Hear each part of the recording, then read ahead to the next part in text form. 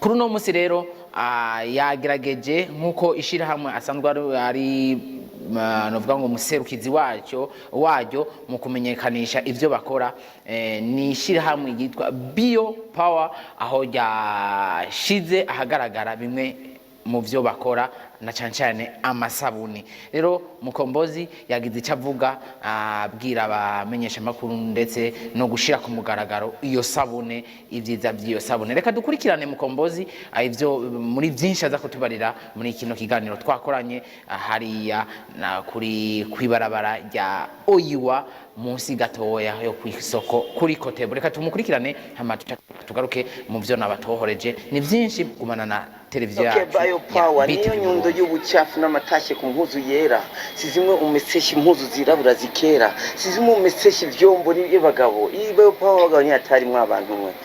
Guys, mwakoze cyane, ndabaha ikaze abajournaliste bose n'inshuti n'abagenzi muri ngaha.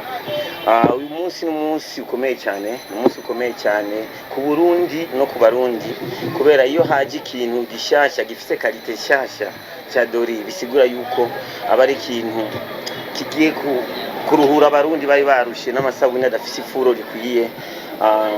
Uyu munsi aha turi ni kuri Avenue de l'Oyiwa hepfo gato ya Kotebu, niyo uyu munsi Bio Power nka brand ambassador wayo.